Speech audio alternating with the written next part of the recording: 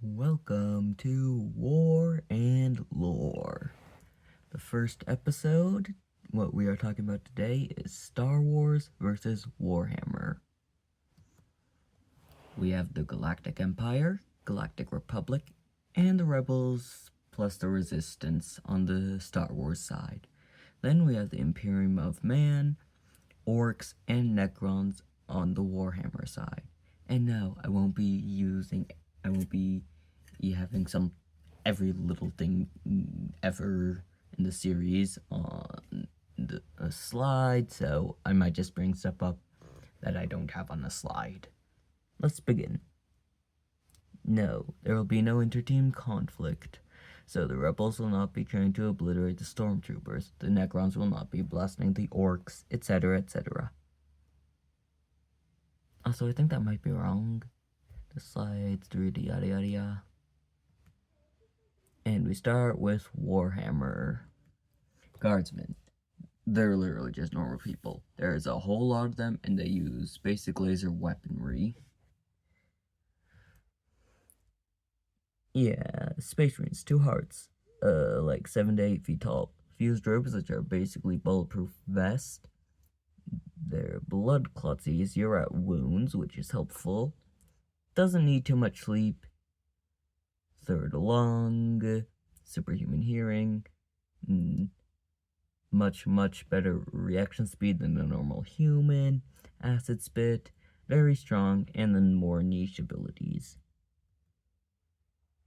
Here are some weapons, such as the power sword, chain sword, and a combat knife. Combat knife is basically a short sword to a normal human. Then you have the heavy bolt pistol. And there are the Loyalist Legions, the guys that aren't evil. Here are just some of the vehicles. There's a lot in Warhammer, so I don't want to bring all of them up. Shadow Sword and the Reaver Titan. The Reaver Titan is the second smallest Titan, and it's still bigger than an AT-AT. So, yeah. Okay.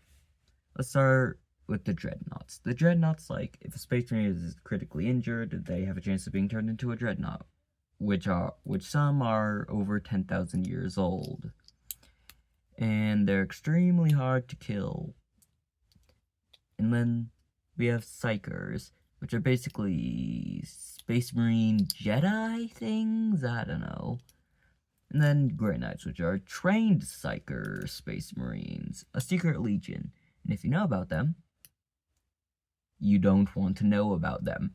Just erase that from your memory, please. The Grey Knights do not exist.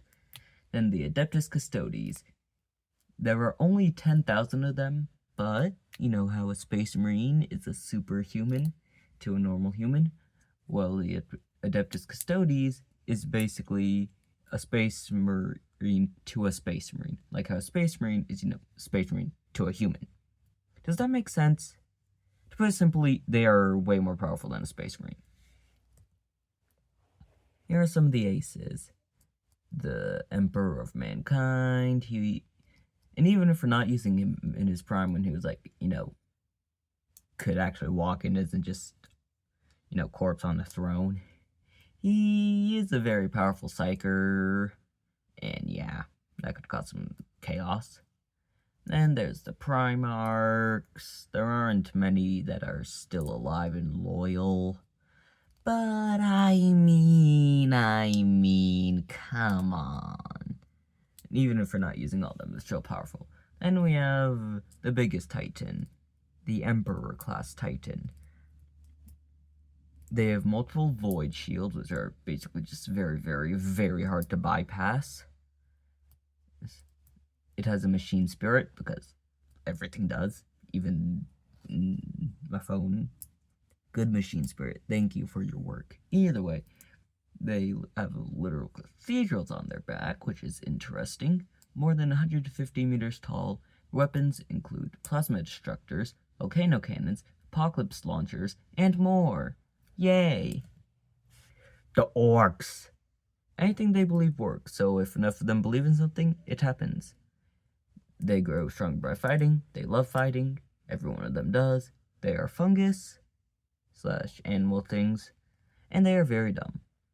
And they believe that colors do stuff, so here are some of them that I know of. There are probably more, but I don't know about them. Purple turns them stealthy because they ain't never seen a purple orc, which must mean they're stealthy. Red makes them go fast, which means if they paint their car red, they're gonna go faster. Blue is lucky. Yellow, it creates better explosions and are for the rich.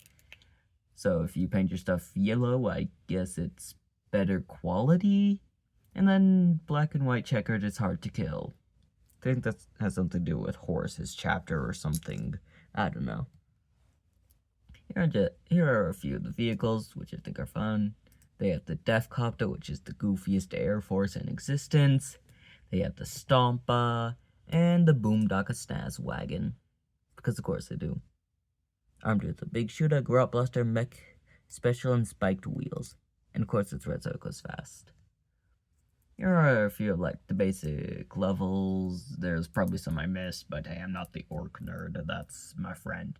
Grots are little weak pathetic guys. The boys are a bit bigger and stronger. The Knob is, of course, bigger and stronger. The war bosses are a lot bigger and more powerful. And also, that one appears to have a Grot machine gunner on its back. Why not? Here are some of the orc weapons. Shooter, Big Shooter, Slugger. And of course they have the Chopper, the Big Chopper, Power Claw. And of course they have to spell it wrong because they cannot spell. They are dum-dums. Here are just aces that I put down. Powerful stuff. Gaskell is Gaskell. He is a war boss, I'm pretty sure. Last time I checked. He's powerful. And then Gargants. They're kind of just Stompas that they added so much scrap that they become that big. And I'm pretty sure they're able to rival some of the Imperium's Titans. Necrons. Made of a living metal that can self-repair, can regenerate and come back from death. Some use Tesseract Labyrinths, which can capture stuff. Basically Pokeballs. And they've got after some sort of war thing, they captured their own gods and used them as power sources and warriors, and they're extremely technologically advanced. Weapons. Lots of disintegrating stuff. Basically, that's the gist of it. They seem to have lots of disintegration guns, which is nice and useful. Here are some of the vehicles. The Ghost Ark, which is good for transporting, and I'm pretty sure it's also able to... one of the things that allows them to revive their warriors. Then you have the Candlepicked Spider, which repairs stuff and also brings in new troops. And the Annihilation Barge, which is a little, I don't know, flying little spaceship battle thing, I don't know. And then these are the Seatan, which were the Necron gods, which they, captured and turned them into warriors. And batteries. They use them as power sources. Some of them, I'm not sure. And they're kind of just strong, very strong. Then you have the King of the Necrons, he has advanced weaponry. And one of my favorite guys, Trazen the Infinite. He likes collecting stuff. He uses the Tesseract Labyrinths to collect everything. So he wants to collect everything. So he's gonna want to throw a Pokeball at everything. I forgot to change that to Team Halo. Just ignore that. That was back when I thought that this was gonna be Halo versus Warhammer, because that would have been closer. Also a spear thing, staff, whatever, kind of disintegrates stuff if he decides to use it. Team Star Wars. Stormtrooper, mass-produced. Apparently, its gun can kill unarmored targets, and it hasn't been proven since they've never hit a shot. I'm joking. They die to teddy bears, and they have multiple versions suited for different areas. I have nothing more to add. They have a few guns, rocket launcher. Then here we go. Some vehicles. ATST, which isn't too big, has some light weaponry. They have the ATTE, which are six-legged armored tanks. I'm pretty sure the Galactic Federation also used them. Words are not wording. AT-AT, heavily armored tank with heavy laser cannons. ATM-6, a more powerful AT-AT. I know it's First Order, but Team Star Wars needs all the help that they can get. Star Destroyer, big ship. I don't see that they're scary. TIE Fighter, which is basically the little things. I didn't really bring up space stuff for Warhammer. Like, I know they have battleships and stuff, which are probably, like, super huge, heavy weaponry or something, but I'm not really versed in that, and I got too tired making this to put them in, so yay, I guess Star Wars instantly gets the space advantage, even though they probably don't, but hey. Here are some of the aces. You have Darth Sidious and Darth Vader. They use the Force, and I guess they can use lightsabers as well. And of course you have the Death Star. It can blow up some planets, which means it might actually be pretty useful. Clone Trooper. Clones of Jango Fett, at least I think so. I might have gotten that wrong. They're highly trained, and just like Stormtroopers, they have variants. They are better than Stormtroopers. The only reason I included the Empire was because I bet lots of people would be like, why did you choose the Empire? And also because people probably wanted Darth Vader, and also, you know, the Death Star is very useful for Team Star Wars. AT-AP, it's basically a tripod tank with big guns. What do you want? Arc 170. Kind of like an X-Wing, I think. AT-RT. Oh, it's like the AT-ST, except worse, because you're not armored. SPHA. Some heavy artillery, which might do something against the Space Marines, but TX-130T. Light armored tank. It's fast, hovers, and I'm pretty sure the Galactic Empire also uses it, or used it. I don't know. No. I'm a fan of Star Wars, but I'm not extremely versed in anything. Probably should have asked my friend if I got anything wrong on this. And whatever. You can tell me in the comment section. Here are some of the guns. Because gun. You could stare at that for a bit. Okay, either way. Moving on. Oh, they have laser machine gun. That's nice. Here are just a few of the different types of clones. You have ARC Troopers, Advanced Recon Commandos, and I'm pretty sure they do high-risk jobs. I mean, yeah. I definitely didn't watch, like, a more than half-hour video that was, like, different types of Stormtrooper things. That'd be crazy.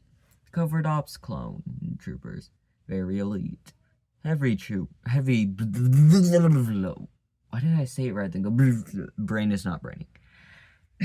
Heavy Troopers. These clones have the heavy weaponry. Jet Troopers. They can fly for short bursts. Words are not wording. English is not Englishing. They can fly for short bursts and can rain fire from above or get past defenses. Clone Marksmen. These guys are basically clone snipers. They will snipe you. Here are some of the aces. I don't know, I couldn't really think of much to put down after Yoda and Obi-Wan and Anakin, so I put Rex and Cody because people seem to like them. Yeah, Yoda is quick and he is good at the Force. Obi-Wan is, trained by Qui-Gon Jinn or whatever, and is a Jedi, and also be Anakin. Wait, this means you have Darth Vader and Anakin on the same team? Oh! Rebels. Normal people with laser gun. Yeah. They have these things. The X-Wing, the A-Wing, the B-Wing. Then you have the Y-Wing, the U-Wing, and because I didn't want it to just be two spaceships on this slide, I threw in the Rebel Blockade Runner. A Corellian Corvette, whatever it is. They seem to have lots of guns. I don't know, I just put these guys here because I wanted to. I couldn't really think of too many aces, but to be very, very nice to Team Star Wars is if it's really a huge, utter annihilation, which it definitely is, I am giving you Grand Master Luke Skywalker. Yes, I'll give you Grandmaster Luke Skywalker. Put in the comments if you think that Team Star Wars needs Grandmaster Luke. And of course you have Rey, I guess she's a Jedi, I don't know.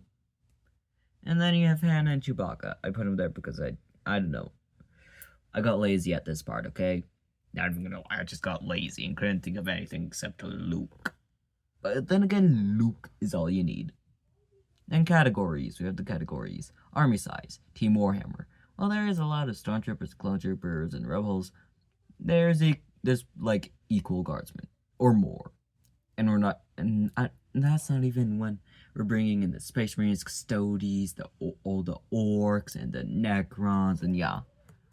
Army strength also goes to Warhammer. They have more numbers, and each of their soldiers is more powerful than basically anything the Star Wars team can take down or throw at them. Space-based battle.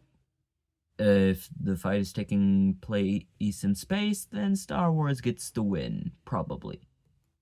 I don't know. Experience, Team Warhammer. I mean, some dreadnoughts are 10,000 years old. They're obviously more experienced. Aces, tie. Like Team Warhammer, they have like the cool machinery and stuff like that, but like, we have Luke, but Team Star Wars has Luke and Anakin Skywalker. Final verdict. The final verdict is Star Wars is losing to Warhammer. You heard it here first, folks. In the first episode of War and Lore, Team Star Wars takes the loss. And Warhammer, maybe we'll keep a scoreboard. Actually, yeah, I'll keep a scoreboard for boredom. Yeah, Team Star Wars has lost one and been in one video, and Warhammer has been in one video and won one video. Yeah, I think I'll do something like that. Well, thanks for spending, nearly 18 minutes of your time on this stupid little thing I made. So yeah, I hope you had fun. Goodbye.